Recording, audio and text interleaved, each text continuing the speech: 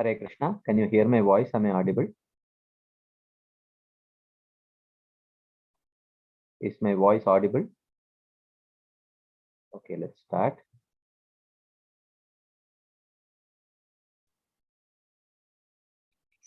Namo Vishnupadaya Krishna Prashtaya Bhutale Srimate Bhakti Vedanta Swaminiti Namine. Namaste Saraswati Deve Gauravani Pracharine Nirvishesha Shunyavadi Paschatya Deshatarine. Jai Shri Krishna Chaitanya Prabhu Nityananda Shri Advaita Gadadhara Shivasadi Gaura Bhakta Vrinda. Hare Krishna, Krishna Krishna, Hare Hare. Hare Rama, Rama Hare Hare. Hare Krishna. So thank you all very much for joining today's session. I apologize for joining late. Actually, I joined on time, but I had a technical glitch which I had to fix, and I noticed it at the last minute. So I apologize for that. So we have been discussing from the second verse of Shri Siksastakam. Namna Makari Bahuda Nija Sarva Shaktis Tatrarpita Niyamita Smaranena Kalaha Etadrishi Tava Kripa Bhagavan Mamapi Durdaiva Midrishamiha Janina Anuraka. So where Sri Chaitanya Mahaprabhu says that the holy name is so powerful that Krishna has invested all his potencies in the holy names. But I am so unfortunate because of my offensive mentality. Because of my offenses, I have not developed taste for the holy name.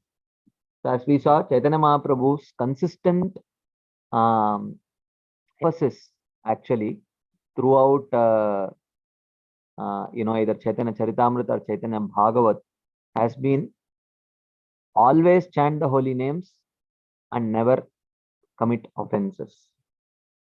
And as Srila Bhakti Siddhanta Thakur says that one cannot come to the stage of third verse, which is Trinadapi Sunichena Tarorapi Sahishnuna Amanina Manadena Kirtaniya Sadaharihi. One cannot develop these qualities unless one diligently tries to avoid the offenses. And in order to avoid the 10 offenses, first we need to know what constitutes these offenses, what it means to commit these offenses, how do we make ourselves immune from these offenses, and if we have already committed these offenses, how do we avoid? So how do we rectify? What is the prayaschitta, or what is the rectification of this offense? So unless we understand these things very clearly, then we may say that, oh, we have been chanting for so many years, but actually nothing is happening, or still the same problems are there. So the problem is, one kind of tattva vibrama. Tattva vibrama means improper understanding of the conclusions of Shastras, especially the Bhakti Shastras. So there are 4 types of tattva vibrama: Swatattva vibrama, Paratattva vibrama, Bhakti tattva vibrama, and Bhakti pratikula vastu tattva vibrama. So Swatattva vibrama means improper understanding of one's own constitutional position. Paratattva vibrama means improper understanding of the position of Krishna. Bhakti tattva vibrama means incomplete or improper understanding of what is bhakti, and mixing karma, jnana, yoga with bhakti, and so incomplete or improper understanding of bhakti, that is Bhakti tattva vibrama. And the 4th is Bhakti pratikula vastu tattva vibrama. Improperly understanding or incomplete understanding of those things which are unfavorable for bhakti. So unless we have a clear understanding of these things, then as it is mentioned in Chaitanya Charitamrita, that what is that verse? Bahujanma kare yadi shravana kirtan tabetana pabe krishna pade premadan. So unless we clearly understand and try to diligently avoid these things, it's not possible for us to attain the desired goal of Krishna Prem through the practice of bhakti. So, in this context, we have been discussing about the various kinds of offenses. So, last time we started discussing the third offense, which is disregarding the orders of the Guru. And in this context, we were discussing, the very first limb of devotional service, that of the 64 limbs, the very first limb that Srila Rupa Goswami gives is Adau Guru Padashraya. Adau Guru Padashraya is first to take shelter of the lotus feet of Krishna. Adau Guru Padashraya. So, and then Shri Krishna Diksha Disikshanam Vishrambena Guror Seva Sadharma Pracha Krishna Vartmanu Vartmanam. So the first 5 limbs are connected to the Guru only. Therefore, there is no question of practice of bhakti without acceptance of a Guru. So in this context, but there are qualifications of the Guru. Shabde Parecha Nishnatam Brahmani Upashama Ashrayam. So what are the qualifications of the Guru? He has to be conversant with the bhakti scriptures. We discussed this last time. Being conversant with bhakti scriptures does not necessarily mean ability to quote verses and all those things. But what it means is essentially an in-depth faith in the conclusions of the Bhakti Shastras. Firm faith in the conclusions of the Bhakti Shastras. That is the meaning of being conversant with the Bhakti scriptures. It does not mean perfectly quoting the verses. And not only that, he must have accomplished that through proper hearing and chanting. So if there is no proper faith and attachment to hearing and chanting, then one cannot that kind of expertise. And finally, Pare Brahmani also means realizing the Supreme Lord. Ultimately, he must realize the Supreme Lord, and that realization of the Supreme Lord is externally visible through Upashama Ashrayam. Upashama Ashrayam means he is fully tranquil. Tranquil means Vacho Vegam, Manasa Krodha Vegam, Jihva Vegam, Udaropastha Vegam. Etan Veganyo Vishaheta Dira, Sarvan Apimam Prithvimscha Shishyat. So, only then he is qualified to make disciples. So in this context, we were discussing last time that are these qualifications mentioned for Guru, are they applicable only for Diksha Guru, or is it also for Shiksha Guru? Right? So we were discussing on this topic, and we understood that Guru means both. Diksha and Shiksha Guru both should have these qualifications. And we were discussing that. So one may say, no, this looks like this is qualification only for the Diksha Guru. How can Shiksha Guru have such qualifications? So which means essentially we are considering ourselves to be also Shiksha Gurus. Right? I am also Shiksha Guru, but itna bhi bada, condition mat dalo. So, but the understanding is that you are certainly qualified to give Shiksha, Adhyatmik Shiksha. First thing, Giri Gauratan Prabhu raised this point. The word Shiksha Guru is used in scriptures only in the context of Adhyatmik Shiksha. So Adhyatmik Shiksha, and also in our very specific context, it refers to Shiksha about pure devotional service. Nothing less than that. Nothing less than that. That is only a Shiksha Guru. Okay. And also on top of that, anyone who gives Shiksha is not necessarily a Shiksha Guru. Anyone who gives Shiksha can be a senior Vaishnava. A Vaishnava who is more advanced, more mature, more qualified, is certainly fit to give Shiksha to his junior. But that alone does not qualify him to be a Siksha Guru. Apart from that, those qualifications mentioned for the Guru in the Shastras, that also should be there. Okay. So this was one of the topics that we were discussing last week. And,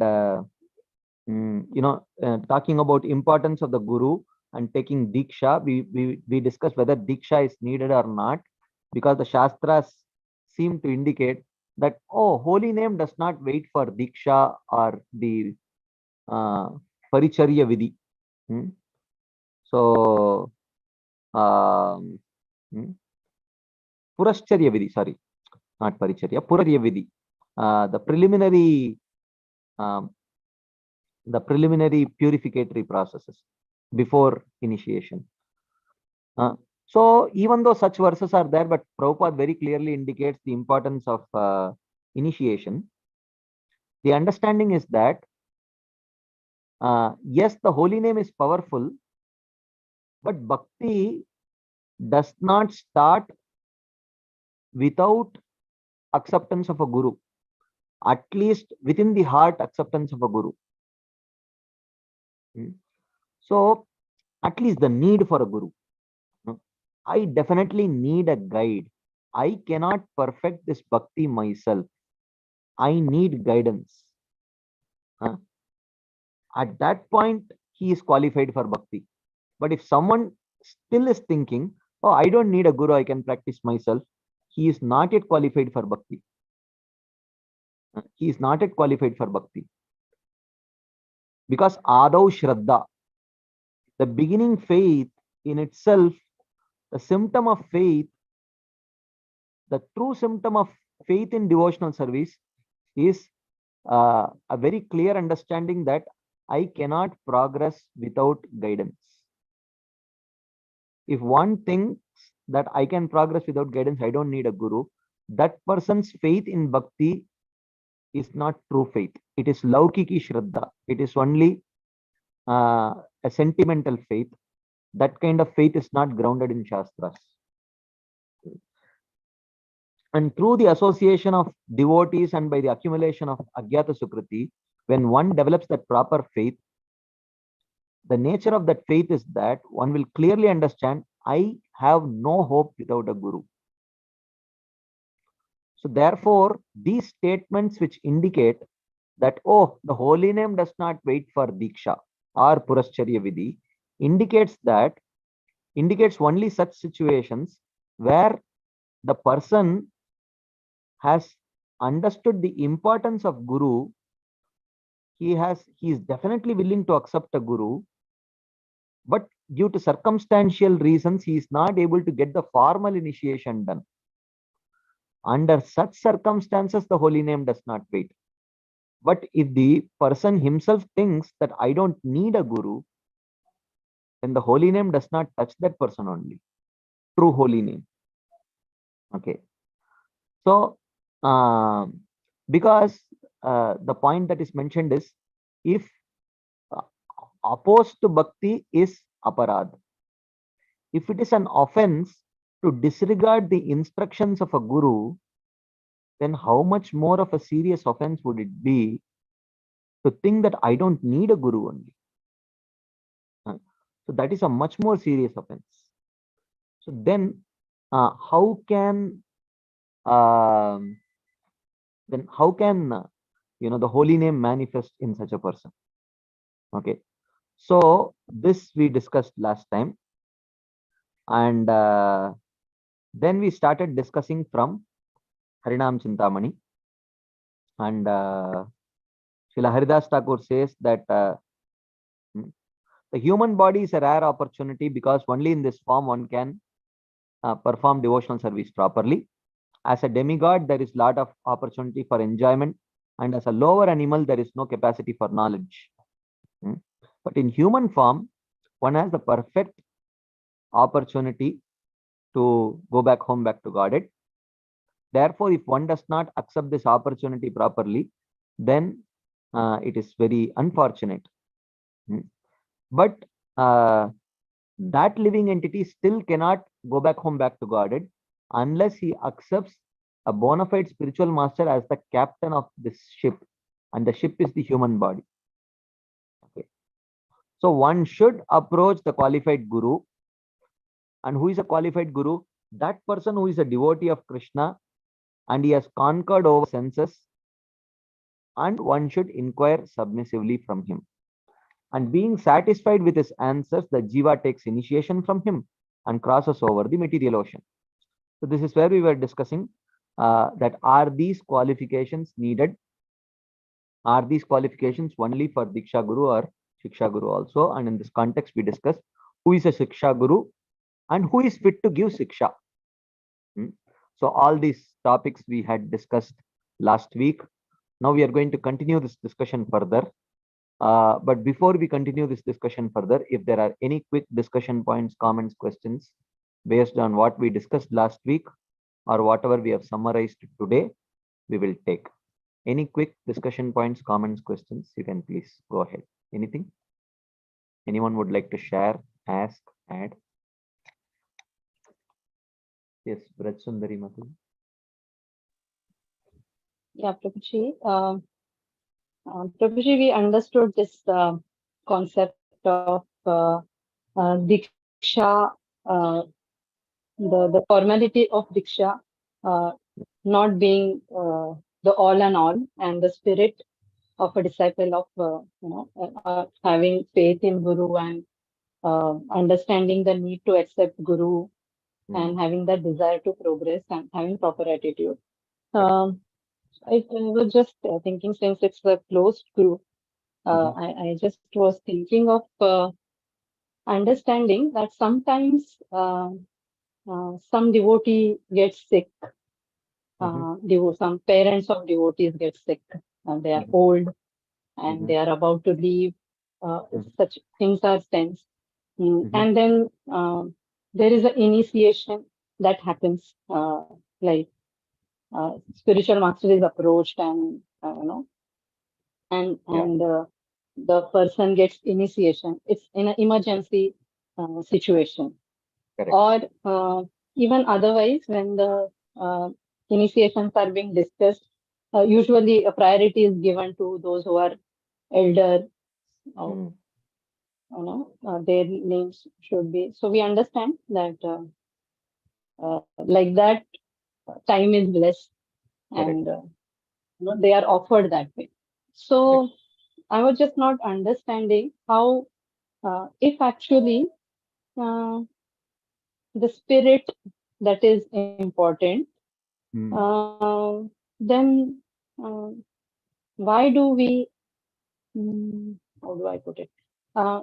Sometimes we may not even, sometimes the person who is, why do we rush like that? And also, sometimes the person may not be that way connected also.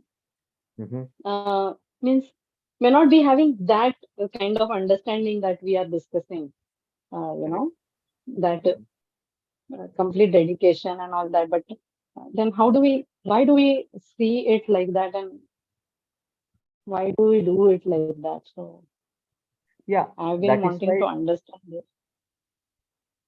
Yeah, actually that's why education is important, Mataji. Ideally, both the devotees who have been assigned the responsibility of recommending devotees for initiation, and the devotees whom they are recommending for initiation, ideally there should be proper education for both, and understand, because in one sense, I mean, okay, because this is a closed group, I will share my understanding of this. Actually, if you see the system that Maharaj has created here, actually we'll be discussing this little later also. The system of counselors taking the role of nurturing the people who will be given Diksha by Maharaj. So in one sense, it is mentioned that we will see that if an unqualified person is given initiation and or recommended initiation, and if he actually is that even after initiation is unwilling to rectify himself,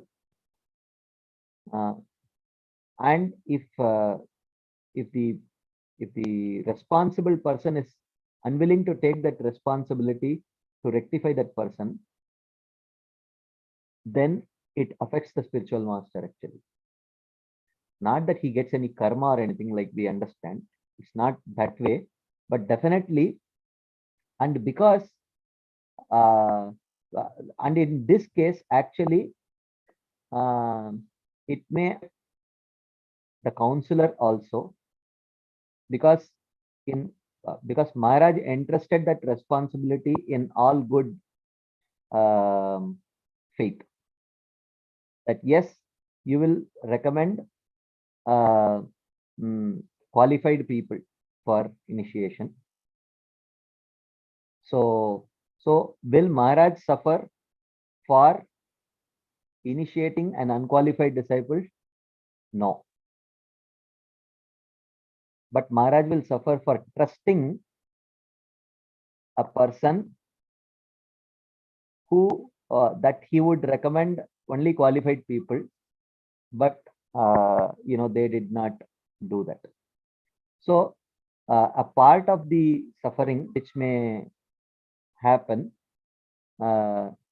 for recommending unqualified devotees will actually go to the council, because that is a system that Maharaj has created. And if someone is recommending unqualified people, then for unreasonably trusting that counselor, because that is a system that has been created, for that Maharaj may have to suffer. So therefore it is important, we should understand in one sense, that's why one should it should be educated, people should be educated that the holy name is very much capable of purifying a person, even though the actual the formal ceremony of initiation may not be performed, but we should present it in such a way that we don't trivialize the initiation process itself, but at the same time we should not overblow it, so that people think that if they don't get initiated, everything is doomed. So that kind of proper education is needed, and even if in some cases people take you can say they take initiation, people may take initiation without qualification, but if the counselor is very diligently willing to take responsibility of that person, yes, he is my responsibility, I will somehow take care of that person and ensure that he comes up to the appropriate standards, then it is perfectly, especially for those who are, very old, and they may not, because definitely, initiation is a very eagerly, people look forward to it, and there is a lot of, uh, value attached to the initiation. Oh, you are formally now connected to the parampara. Or if that person leaves without getting formally connected to the parampara, people think that he has missed this opportunity completely, which is not the case actually. If he has within his heart accepted, but because that kind of education is not clearly there, people think that, so therefore they tend to rush. But even if one may rush, but it's okay. But if ultimately the person who is recommending, they should take some responsibility. It is not completely Maharaj's responsibility actually. That is my understanding. But you all know better. But is that relevant, Mataji?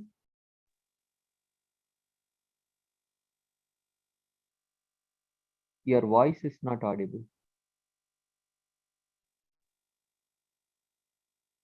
Hare Krishna. Your voice is not audible. Are others able to hear Mataji's voice?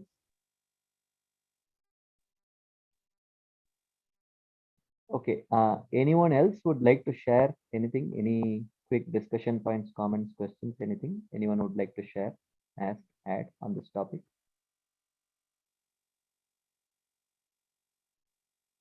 Any other anecdote or something that Maharaj had shared about this? If you would like to share, you can please share. Yes, Giri Govardhan Prabhu. So, Prabhu, just this one clarification which you have spoken. You said that ऐसा नहीं होता है that Guru will get all the karma of the disciple and all that. Because from my early childhood, I have been hearing that if the disciple doesn't behave correctly, doesn't do sadhana bhakti correctly, gratifies his senses, etc., etc., the Guru has to directly suffer.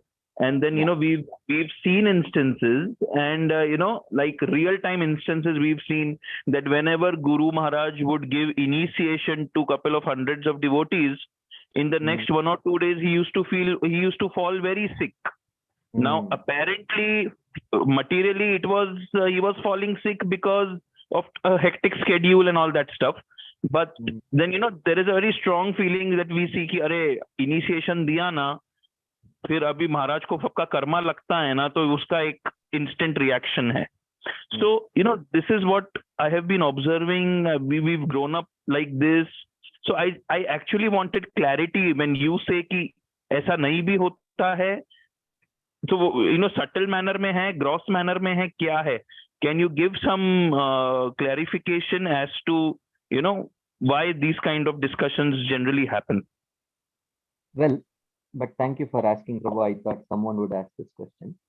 Actually, it would be unreasonable on Krishna's part to actually download all the karma of the disciple, however bad it may be, on the spiritual master.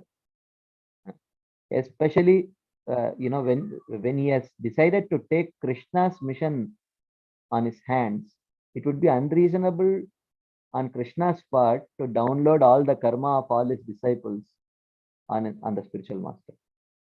So this is not what the Shastras say. So when we say that the Guru gets the karma, it is not in the strictest technical sense. When we say the Guru gets the karma, what it means is that the Guru is taking a serious responsibility. And if that responsibility is not properly executed, rather carelessly executed, then the Guru suffers. And the explanation is going to come very soon in this coming slides only. If he accepts a disciple who is not qualified, and he sees that the disciple is not rectifying himself, then the Guru should immediately reject that disciple. But if the Guru thinks that, if I reject him, the regular donations that come, that may stop, or for such kind of purposes, if he does not reject unqualified disciples and also does not rectify him, then the Guru seriously suffers in his spiritual life. Okay. So then the Guru gets reactions for that. But there is no car reactions. The moment someone receives, even before accepting initiation, the moment someone takes up to the path of bhakti, at that time only his karma is gone. There is no question of karma. And that karma is not transferred to the disciple.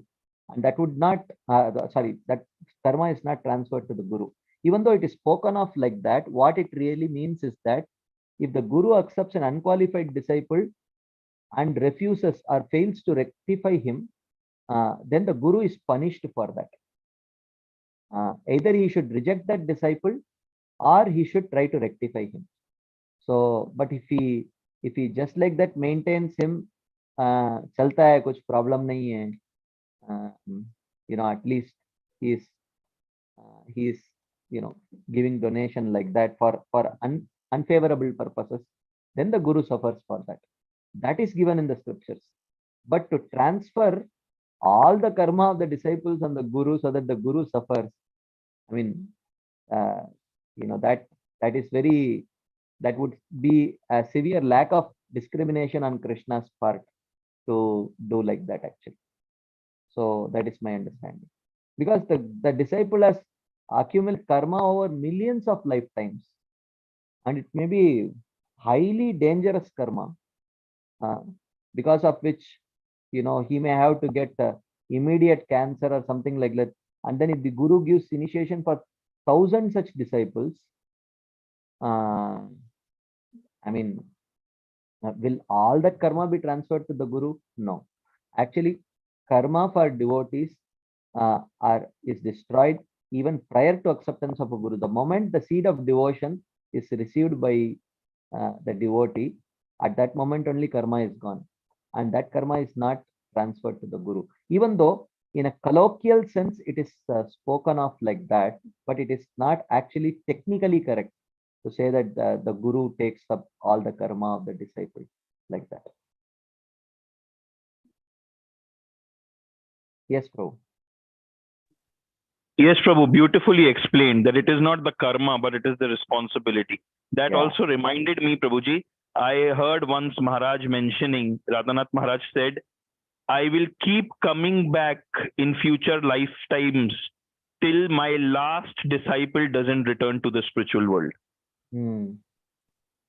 So that was Maharaj's mood. So Yeah. very beautifully explained that it's not karma, it is responsibility. Correct. So here we have to understand, Maharaj is not complaining. It's not in my understanding. You can correct me if I'm wrong. Correct. He's not complaining. He's out not of compassion complaining. and humility. He wants to come back till he. Otherwise, if the guru is not bona fide, and if the disciple is not bona fide, if either the guru is not bona fide or the disciple is not bona fide, then that relationship is not eternal relationship actually. When we say Chakshudan Dilo Jai Janme Janme Prabhu Sai, life after life is my guru, but that life after life relationship, that eternal relationship is not there if either the guru is not bona fide or the disciple is not bona fide. So when the guru says it's not like he's complaining, oh, I have to come back. No, he does not have to, but he wants to come back out of genuine compassion, like that. Yes, thank you for sharing, bro. Very nice. Sure, Prabhu. Thank you. Vrajleela Mataji. Hare Krishna, Prabhuji. Can Yes. you hear me? Yeah, I can hear you, Mataji. Prabhuji, can you just explain what is the meaning of rejection of a disciple by a guru? Because guru, at the time of initiation, he takes a vow, and the guru gives the name, everything. So suppose he does not rectify himself, he is rejected. Rejected means what exactly? Can you explain, Prabhuji? Rejected means the guru refuses to take responsibility for crossing that disciple over to the spiritual world. So he says, I am sorry, I cannot take that responsibility anymore because you are unwilling to rectify your mistakes. Sometimes the disciple may genuinely want to rectify his mistakes, but because of his severe conditionings, he is unable to do. Then the guru does not give up such a disciple. Guru says, okay, you try, I will push you from behind. I will empower you. You keep trying. The guru will do that. But if he says that, look, only this much I can do. I am not willing to rectify these things. This is a chalta hai. If that attitude is there, then the guru has to reject the disciple. Thank you, Prabhuji. Right. Of course, these things we are going to discuss now. It's going to come up. Oh yeah, there is a question in the chat box. What about the pastime of Srila Prabhupada saying, I never initiated him? Yeah, that means Prabhupada actually, in one sense, rejected him. That is the understanding. Okay, anything else before we move forward to today's discussion? Brajsundari Mataji had raised her hands, but somehow her mic was not working. Mataji, could you fix your mic? Yeah, Hari Bol, Prabhuji. Am I Ah, audible? yeah. Yeah, Prabhuji, just to confirm on what I had asked. So, as I understand that if somebody is serious about the process and about the acceptance of Guru and has the proper understanding of the need, so even if that person, for whatever reason, does not get initiated, there is no loss for him, Yeah. and he continues. Yes, On the definitely. other hand, if somebody is not serious about the process and does not have that matured understanding and still gets connected somehow because we rush into the process, and that person doesn't get the chance to improve or doesn't get that proper guidance further or somebody to hold hands and take Correct. through, then there is Yeah. no gain for that person, even though he is Definitely officially initiated. there is no gain for that person, but the person who pushed them, Yeah, there is some that's what. loss. Yeah, Yeah. that's what I was going to ask. But the loss is ours that we have done this thing of pushing Yeah. for Yeah. the person who is not qualified. Okay. And Yeah. Prabhuji, also about what. But one thing I will just add to this point, Mataji. But sometimes it may happen that uh, the counselor knows that that the person whom he is recommending is not qualified, and the person who is getting initiation also, he knows I am not qualified yet, but I am getting it. But if both are sincere, if the counselor feels that I will somehow take responsibility for this person, because we do not know when Maharaj will give initiation next. So, and if the person also thinks that, okay, I am not qualified for this initiation, but I will take it. It is like, Abhi, you have a cousin brother or cousin sister who is like 3 years elder to you.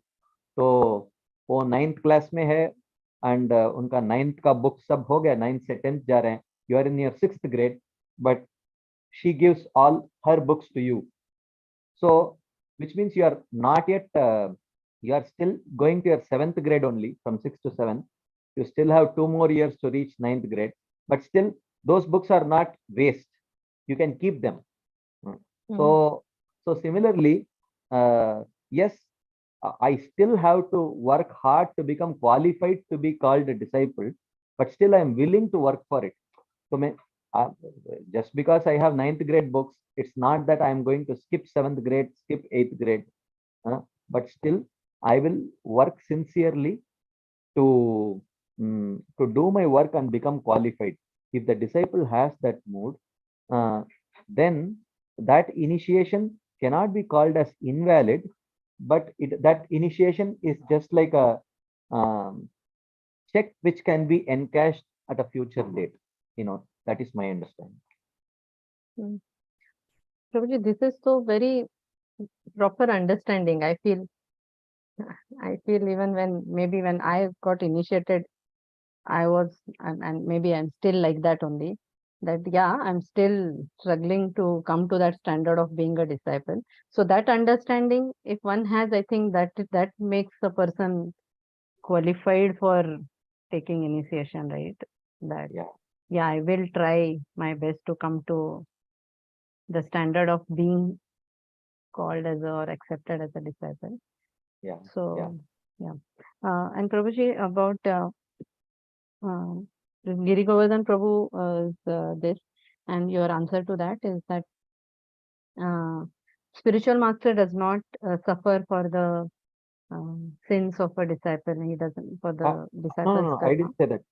Yeah, karma. The karmic reactions of the disciple does not come to the guru, but the guru can suffer if due to an irresponsible disciple.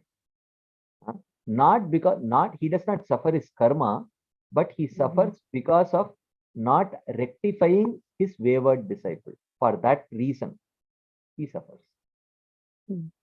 Yeah, I had read this in that spiritual master and disciple book.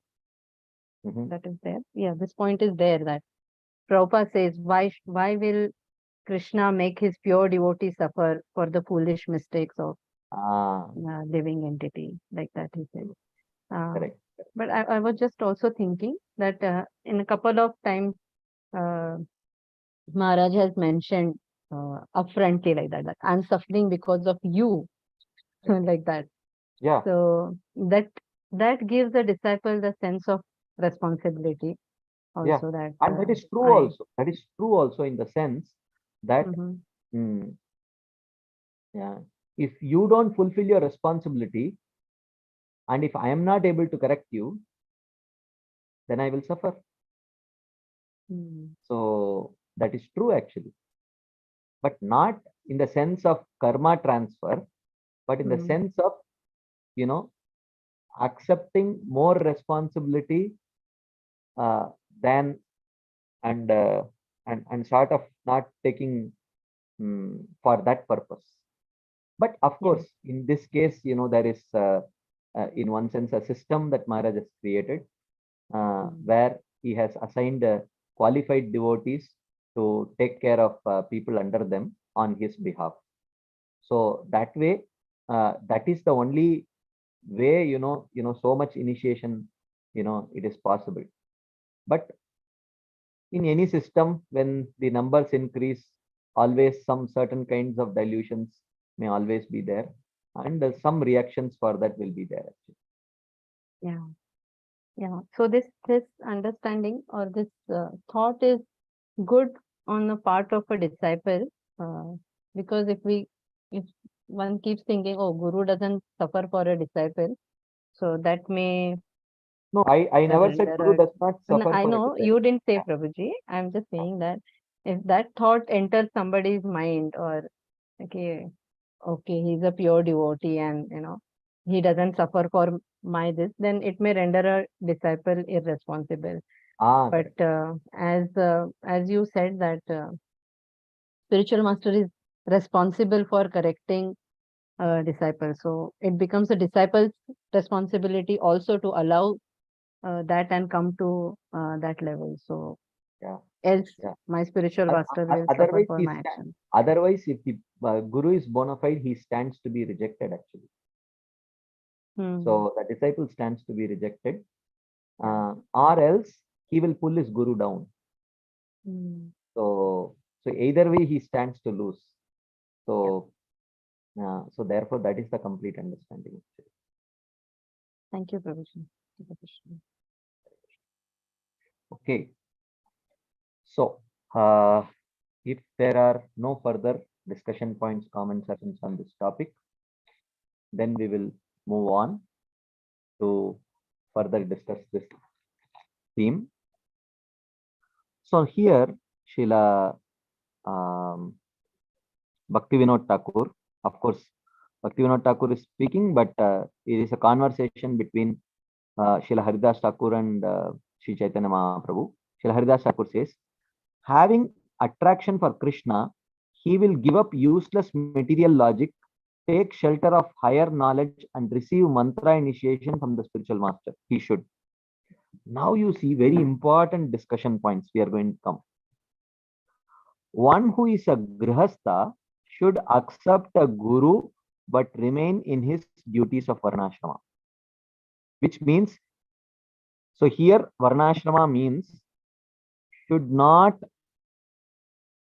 give up social responsibilities. Okay, that's what it means. If a Brahmana is a Krishna devotee, he can serve a guru for all the varnas. Sorry, he can serve as a guru for all the varnas. But if there is no suitable person of Brahmana birth, one can receive initiation from a guru of another varna. Which means, actually a very important point that Srila Bhaktivinoda Thakur is making here.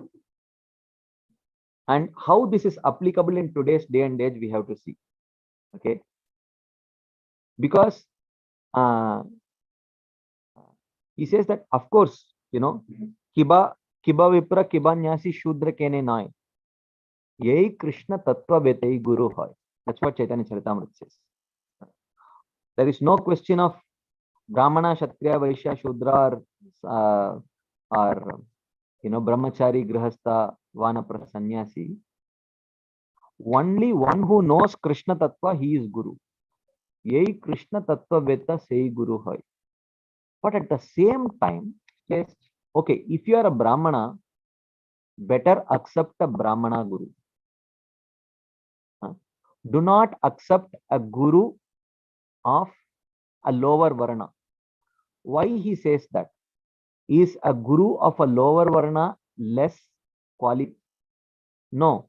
The Guru of a lower Varna is not less qualified, but because you are carrying that Varnashram,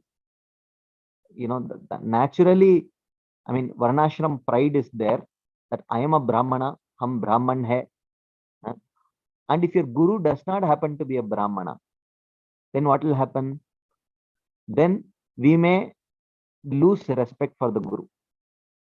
From a Vyavaharik standpoint, there are two standpoints, right? The Paramarthik standpoint and the Vyavaharik standpoint. Paramarthik means spiritual, and Vyavaharik means material. So from the material standpoint, he belongs to a lower Varna. Even though spiritually he may be light years ahead, but we may have a Vyavaharik reason to disrespect our Guru, and if that disrespect comes, then our spiritual life is doomed. So it's not that the Guru is less capable of giving Krishna to us, but because there is a reason for disrespect, and if that reason gets triggered,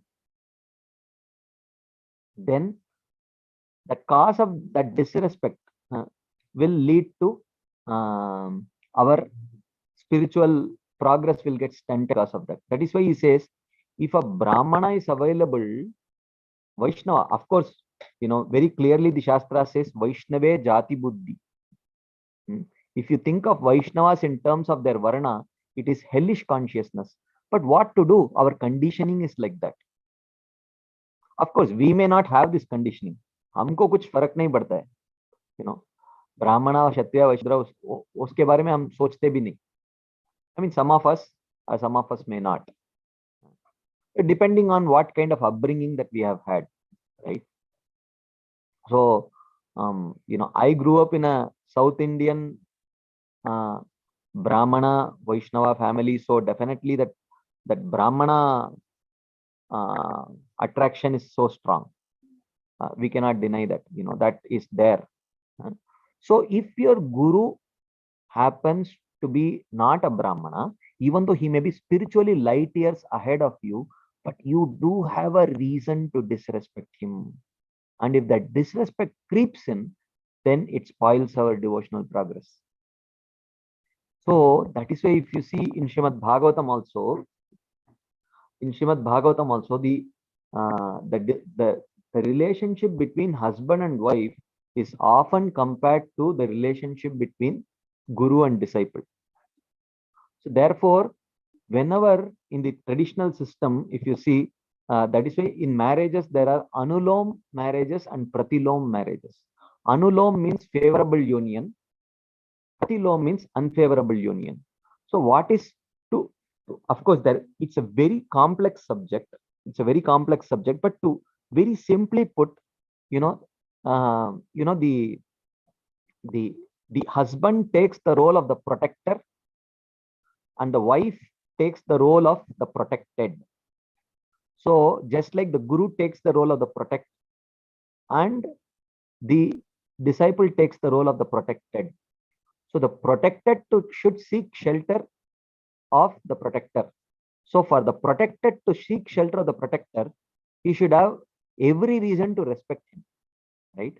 So that is why in the marriage between husband and wife, it is said that the husband should be of a higher Varna. Why? Because there should be no reason for the wife to disrespect. And if the husband is lower Varna, it gives a valid reason for the wife to disrespect the husband. And if the protected feels a sense of disrespect towards the protector, then there is no feeling of shelter. Then there is no feeling of shelter. Then this is a problem. So therefore, that is called as pratiloma marriage. And so similar is true for the relationship between guru and disciple also. But this is not a primary concern. We will read ahead. We will read little bit more and come back to discussing this. So he says, if there is a choice, the grihastha should choose the bona fide guru of a higher caste. This is here. You understand what Bhaktivinoda Thakur is doing here. This is to protect the disciple from the problem of disrespecting the guru. So for our case, in our case, it may not be the question of caste. It may be some other concerns.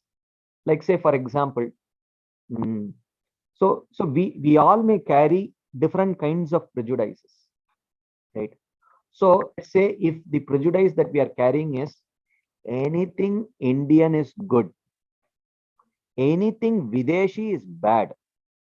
If this is a very strong prejudice that we are carrying, then ideally better choose a guru who is an Indian or a Bharatiya. Why? Because this prejudice may force us to find fault with our Videshi guru also, because anything Videshi is bad, according to our, if that is a prejudice that we are carrying, right? Because how will you then justify, अरे आप तो सब कुछ विदेशी खराब खराब खराब, स्वदेशी सब कुछ good, but आपका guru तो विदेशी है. So then either he has to give up his prejudice or he has to give up his guru. I mean, it may not, it depends on how strong that prejudice is and how deep his attachment to his guru is, right? So ideally, why should we allow an unresolved prejudice to threaten our relationship with our guru? That is the point that Bhaktivinoda Thakur is making here. If you have some unresolved prejudices, then choose a guru in such a way that your prejudice does not threaten your relationship with your guru. So that is the point. So we have to see. We may not have caste prejudices. Many of us may fall within this category. Oh, Brahman, Kshatriya, Vaishya, Shudra, kuch farak nahi padta hai. Mujhe kuch problem nahi. Okay. We may not have that kind of prejudice, but we may have other prejudices. We may have educational prejudice. I feel that I strongly feel highly educated people are very good. I really respect very highly educated people. Big degree, I really respect it. So then better choose a guru who is also materially very highly educated, right? So because not that as Vaishnavas we don't think that actually that these material considerations will decide the qualification of a guru. We don't think like that. But we do not know how long it will take for this prejudice to go away. Because somewhere down the line in our spiritual life, we may end up associating with people who may fuel that prejudice also. Who may fuel that prejudice. Whatever prejudice it may be, nationalistic prejudice, whatever. People may fuel that prejudice. Our association may fuel that prejudice. And if that prejudice gets fueled, then it should not happen that we are left to choose between our prejudice and our spiritual master, right? So then it would be a very unfortunate thing. That is why here he says, better you have two gurus, both equally qualified in terms of their paramarthik qualification, then better choose that guru who is of a higher caste, because your vyavaharik prejudice should not come to affect your spiritual life, your faith in your guru. It is only for this purpose. So here he says actually, but in any case, the main qualification by which to judge who is suitable bona fide guru is how much the guru knows about Krishna. This is the prime qualification. यही कृष्ण तत्ववेता सही गुरु होय. He be a brahmana or shudra, householder or sannyasi, but this makes no difference in the guru's ability to deliver the jiva.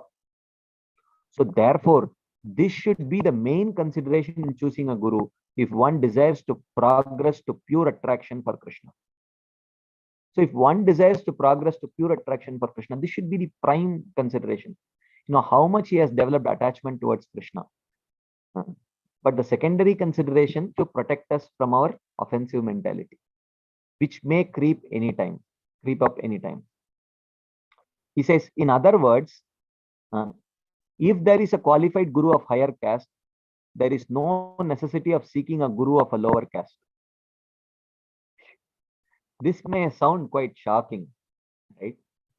But the varnashram prejudice, at least this was written more than 100 years back. So when the caste prejudice was very strong, right? So taking that into account, Bhaktivinoda Thakur writes this. So in today's day and age, we have to identify what is my prejudice that I'm carrying. I know it is material. I know it is wrong. I wish to give it up, but I am not able to give it up yet. If the situation is like that, then choose a guru accordingly. That's what here Bhaktivinoda Thakur says. But if the high caste guru is not qualified as a Krishna Bhakta, one should not take Diksha from him on the basis of high caste alone. Okay, this is about caste. This is about Varna. Now, he gives some thing about ashrama also. Very interesting. He says, in the case of a householder who cannot find proper spiritual life in the Grihastha ashram, he should take a bona fide guru who is not a householder. So if one cannot find a proper if one does not find a proper Grihastha guru, a Grihastha should take a Grihastha guru, ideally. It is recommended, it's not ideal, it's recommended. Why? Because if the let's say the householder goes and asks, he has some doubt, practical doubts about how to live life. He goes and asks his guru, and the guru gives a suggestion. The guru happens to be a sannyasi. The guru gives a suggestion, and the disciple thinks that ये तो practical नहीं है. Then he may think, अरे इनको गर्भगृहस्थी के बारे में क्या पता है? What does he know about householder life? He should not end up thinking like that. He may think that there is lack of empathy from my guru towards me because he is not putting himself in my shoes, because he cannot put himself in my shoes. He belongs to a different ashrama. One may end up thinking like that. What he know about my situation? That is why you see, even, of course, you all have much better experience of this. Maharaj always says, when someone goes and asks these type of questions to Maharaj, Maharaj always says, go and approach your Grihastha, senior Grihastha god brothers or god sisters. Right? Of course, you can share your thoughts on this. I will just add one or two more points, and then you can all please open up for some discussion. So Maharaj says that. So therefore he says, and this is actually sort of reconciled by this whole beautiful system of counselors, where Grihasthas can take counseling from Grihastha counselors, Brahmacharis can take counseling from Brahmachari counselors, like that, right? To a large extent, this is addressed, right? So therefore, for practical purposes, you want neither a Grihastha nor a Brahmachari needs to approach a sannyasi to get a suggestion and end up thinking that, oh, he is not putting himself in my shoes. He is not empathizing with my situation. Like that, one should not, that situation does not come. In other words, if one renounces household life and is seeking spiritual guidance, one should take shelter of an acharya who has successfully renounced household life and receive diksha and siksha from him in order to desire the goal of prema. So if you are renounced, take shelter of a renounced guru. So like that. But what if someone was a householder and he accepted a bona fide householder guru, but later accepted the renounced order? That situation comes. But if the householder had a qualified guru previously, that previous guru should not be disrespected or rejected. He should be honored always. But in that case, he can take shiksha. He can take shiksha from a guru who is in the renounced order, but his diksha guru, who may be a householder, should not be rejected. So that is the point. So householders can be gurus, for your kind information. Of course, even in ISKCON, we do have householder gurus. Okay. So the householder may take a guru who is either a householder or renounced. Either is suitable. Acting guru and performing sadhana bhakti, the householder will eventually achieve the stage of bhava, at which time his attraction for family life and sense gratification will cease. At that stage, he will naturally give up household life and enter the renounced order. This person should seek out an acharya in the renounced order and take his action. Instruction here, not reinitiation, right? Instruction as siksha he can take. Guru may be of two types. Again, here he says. Of course, we will come to this. This is a next discussion. But at this point, we will pause to see if there are any quick discussion points, comments, questions, anything anyone would like to share, ask, add, because this is a very interesting, critical topic that Srila Bhaktivinoda Thakur has touched upon, quite sensitive topic. But if there are any discussion points, comments, questions on this theme, we will take. Anything anyone would like to share, ask, add, you can please go ahead. You wish to share something that Maharaj has shared on this theme, which you would like to share, I'll be most grateful to hear from you about that. And I'm sure others would also be very grateful to hear. Anything anyone would like to share on this theme?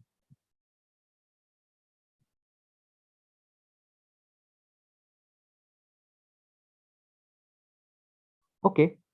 If there is none, then we will continue our discussion.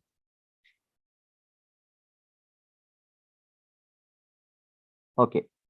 So then Srila Bhaktivinoda Thakur says, Guru may be of two types, one who gives diksha with mantra and one who gives spiritual instruction. They should be considered equal in importance by one who wants to advance quickly. They should be considered equal in importance. Okay. But of course, as we discussed, they should be considered equal in importance, and the qualification for both is also same. Right? A person can accept only one diksha guru, but may have many siksha gurus who give sambandha gyan. The sambandha gyan or teachings are handed down in a sampradaya from the founder acharya of the sampradaya, which is for us. These original teachings and the founder acharya of the sampradaya should be worshipped with all respect. One should be loyal to his conclusions and instructions, not taking teachings from others. One should strictly be not taking teachings from others. One should take a shiksha guru only a person following faithfully the teachings of the founder acharya. So this is just to clarify the usage of this term, with respect to our discussion with Giri Govardhan Prabhu last session. So who is a Shiksha Guru? One should take as a Shiksha Guru only a person who is following faithfully the teachings of that founder Acharya. To take initiation teachings from a Mayavadi is useless. Whoever takes or accepts such unauthorized teachings simply goes to hell. Rejecting Krishna and learning anti-Krishna philosophy can only lead to ruination of one's life. So one should not just be taking instructions from here and there anywhere. Instruction means not Vedic instructions. Instructions means instructions from parampara. So otherwise, we may have many other bona fide Vedic instructions, but which may not be relevant for practicing devotees. Whatever instructions are relevant practicing devotees has already been presented by our Parampara Acharyas. They have not left any stones unturned. That trust we should have, and therefore we should not be seeking elsewhere. That's what here Srila Bhaktivinoda Thakur is telling. So, how can a person be guru and deliver others, not having achieved or being able to achieve perfection himself? So, which means a guru means he should be able to achieve perfection himself. Thus, guru, whether Siksha or Diksha, must be the servant of Krishna and hold your breath, and an associate of the Lord eternally in Vrindavan, who has been especially empowered by Krishna. Siksha or Diksha. Thus, Guru, whether Siksha or Diksha, must be the servant of Krishna and an associate of the Lord eternally in Vrindavan, which means he must have attained perfection. One should serve the Guru with great devotion, knowing him to be directly empowered by Krishna, the dearmost servant of Krishna and one's own eternal spiritual guide. By such sincere service to the Guru, one can cross over the material ocean. By that, one can cross over the material ocean. So therefore, one should sincerely serve the Guru. Now, how do you serve the Guru or worship the Guru? He says, first, one should worship the Guru, offering Padya, Arghya, etc. And then, taking his permission, worship the Lord.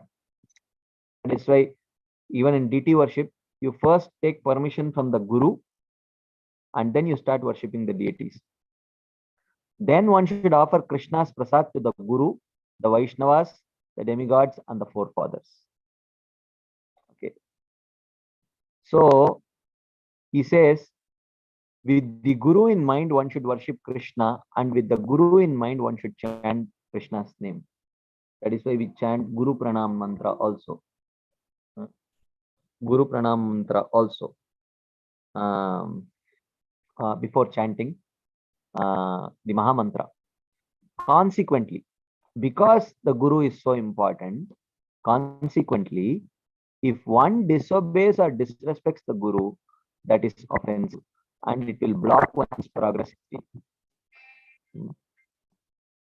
So, as in the case of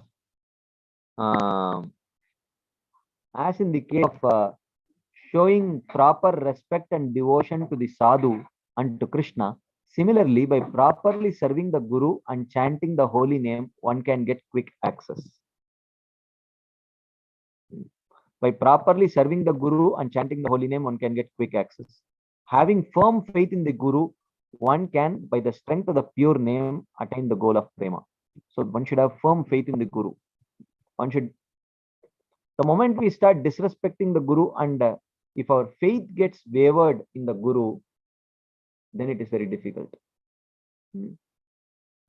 So when our faith can get wavered, if we are hearing from other authorities also, who may not be speaking from the conclusions of Shastras.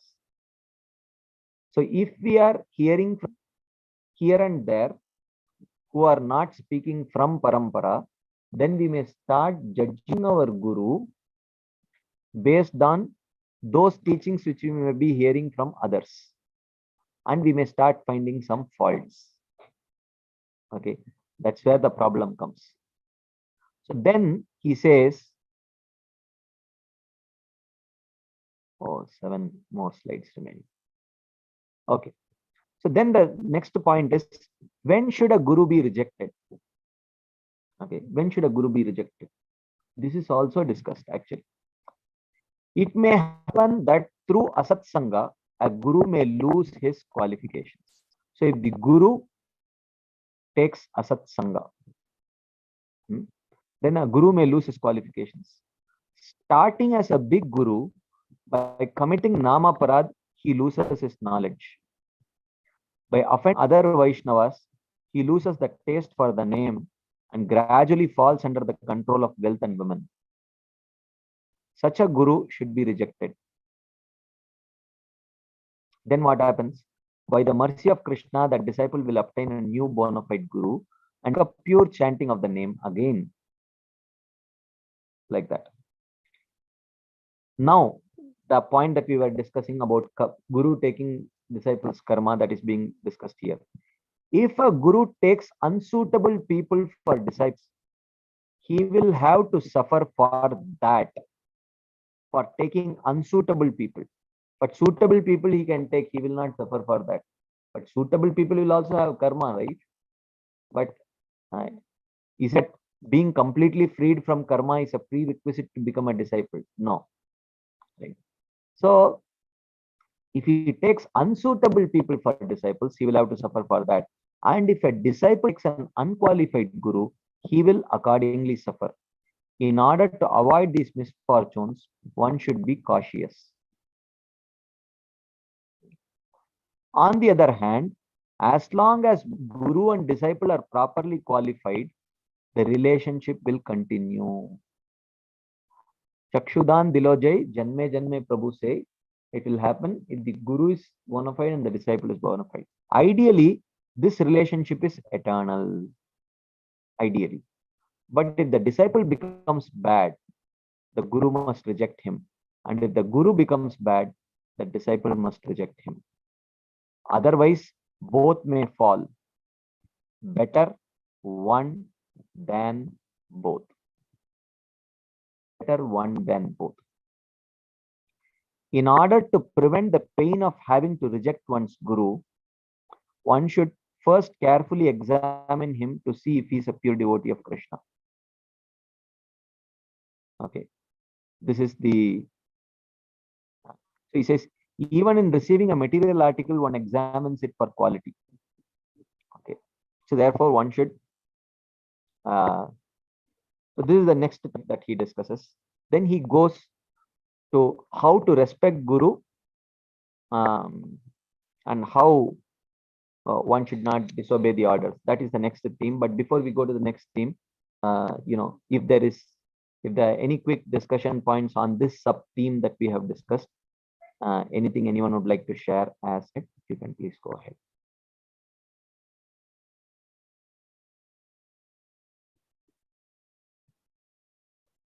Okay, there is something in the chat box. Whom does Srila Bhaktivinoda Thakur refer to as founder Acharya? Is it the Sampradaya founder Acharya? Well, founder Acharya means for the Gaudiya Math, it is Srila Bhakti Siddhanta Saraswati Thakur. For ISKCON, it is Srila Prabhupada. So, yeah, Samsthapak Acharya.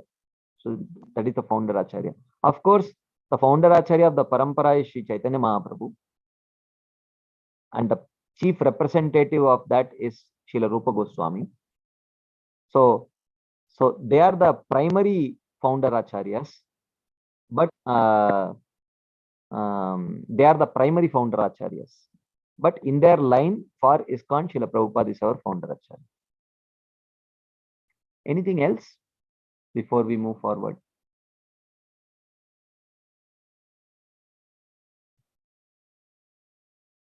Okay, if there is none, let's continue. Okay, yes, one hand is up and one. Brajalila Mataji. Hare Krishna, Prabhuji. In many cases, we have seen devotees, disciples, they have accepted either the guru has left his body or something happens. 2-3 gurus they have changed. Not of their fault, but somehow it has happened like that. They had to change 2-3 gurus. Then what exactly, I mean, whom they should consider? All the gurus they have to consider as a guru, I mean, follow their instruction. How it can be? Yeah, I'm trying to understand your question, Mataji. Yeah. So the question is, someone was aspiring to take initiation from a particular guru, but before that initiation process, the spiritual master leaves his body. So No, he takes, is just that one. what you mean? No, no, not before taking initiation. After Uh-huh. taking initiation. After From taking initiation, if the guru leaves his body, one need not take reinitiation. No, Mataji. Wow, what is the need for reinitiation? And Prabhupada's disciples, after Prabhupada left, they did not go and take reinitiation. So before leave, suppose before leave taking initiation, it happens. Then how it is? How they? Okay, what- so your question is, they were aspiring for initiation from a particular guru, and that guru leaves his body before the initiation process. So that devotee is forced to take initiation from another guru who is living. So whom he should consider as his guru, uh, and whose instructions he should take. That's the question, Namataji. Hmm. Yeah. So of course, for all of us, I think the prime consideration is that our Diksha Guru is our prime Siksha Guru also, right? The primary instructions are coming from him. So most of us, uh, even as counselors, when you try to encourage someone to take up initiation, uh, you say that, oh, you hear uh, the classes of these are the bona fide gurus in ISKCON. You can hear their classes, and whomever you feel inspired from their Vani, you can take Diksha. So, which means what we are trying to do is that we are trying to uh, encourage them to hear their Diksha, and through that we are encouraging them to take Diksha. So, therefore, in one sense, if you see, our Siksha Guru is also in most cases our primary Siksha Guru. And before giving Diksha, if he leaves his body, then his Siksha remains. Then he remains our primary Siksha Guru. But Diksha we can always take from another bona fide Guru. But the Guru who has left his body, to whom we were attached, to whose Siksha we attached, he can be our prime Siksha Guru. That Siksha will always remain. That is my understanding of it. Is that relevant to your question? Yeah, and also I just want to, for my understanding, I just want to know. Suppose a person is attached to that guru, even after taking the, is very much attached to that guru. Mhm. And if that he doesn't get initiation, guru leaves the body and takes another guru. Mhm. But sometimes in the instructions or the whatever the teachings he gives, Mhm. we should not compare, no, with that guru was telling like this guru. So That is ideally, right, in na? an ideal case, he should actually, the guru from whom he is taking Diksha, he should go and reveal his heart ideally, that this was a situation, this is the situation right now. So I am very inspired by the Siksha of uh, this guru who has left his body. Um, so, but I have full trust in you as a very bona fide guru who can give me diksha. So, but because I'm very inspired by the siksha of this particular guru, with your permission, can I follow the siksha? So, therefore, to accept a particular siksha guru, one should take permission from the diksha guru. So, one can always reveal one's heart to the diksha guru, and I think within ISKCON, the exalted Guru Vargas, they are so understanding, especially in dealing with disciples and aspiring disciples of spiritual masters who have left their body. They are very, very understanding, and many times even if Maharaj has to give initiation to devotees, he says, on behalf of His Holiness Bhakti Charu Maharaj, I give you this particular name, like that he gives, so that he feels that, look, you can always think that Bhakti Charu Maharaj is your guru, and you can follow him like that. And that way, I think uh, most of the gurus in ISKCON are actually very quite understanding, and they make that facility. Uh, they facilitate it. That's my understanding. Thank you. Thank you, Prabhuji. Hare Krishna. Radha Sangi Matu. Hare Krishna Prabhu. Can you go to the earlier slide where you were speaking about rejecting the Guru? But Yeah, this one. yeah. So, see, as a disciple, how can we decide when to reject a Guru? For example, we see in the case of Bali Maharaj rejecting Shukracharya, it was not that, I mean, how do we reconcile with this? Shukracharya, for the first, for the understanding, Shukracharya was not his spiritual master. Okay. So Shukracharya was just a like a guru who was teaching him administration. That's all. Not exactly a guru. Yeah.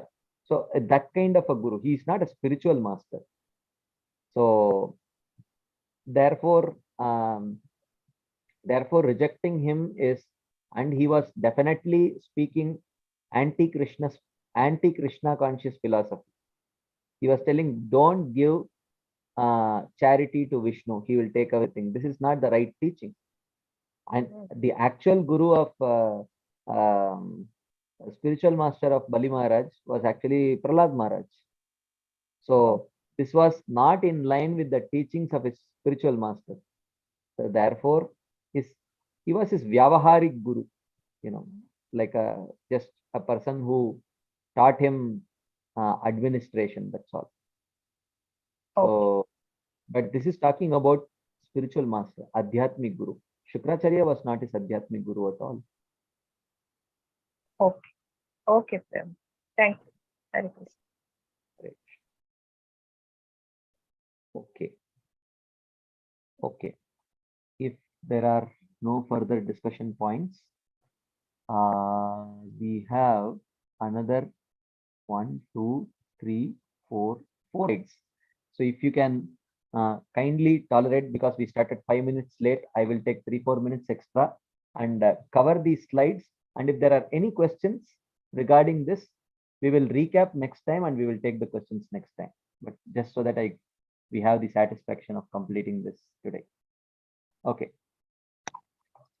So next, Bhaktivinoda Thakur says, once having accepted a qualified guru, if one disobeys his instruction, one commits a grave offense. By that, even the demigods can fall down to hell. How should the guru be respected? Okay, some of these points, there is scope for discussion. We will discuss it next week. The guru's bed and seat, his shoes, his car, water from washing his feet, and his image should be respected. If one fails to respect them or worship someone else as a guru in the guru's presence, that is devious mentality, trying to minimize the bona fide guru.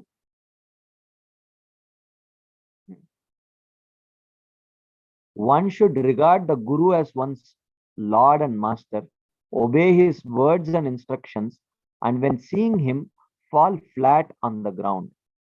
One should loudly glorify the guru, never disobey his order, take his prasad remnants, and not discuss anything that the guru dislikes. Right? Surrendering oneself humbly at the guru's feet, one should act so that he is pleased. If one acts in this way and performs Krishna Nama Sankirtan, one will gain all perfections. That is the statement of the Vedas. The guru will give proper teachings concerning the holy name. After having established faith in the holy name in a person's heart, he will formally give him the name of Krishna or a mantra containing the name of Krishna to chant as his sadhana, and this is called as Diksha. If by bad association or contact with bogus literature, one happens to reject or disrespect such a bona fide Nam Diksha Guru, one should immediately give up the bad association and literature and in sorrow approach the feet of one's Guru. Being all merciful, the Guru will reinstate him, and again chanting sincerely, he will attain prema.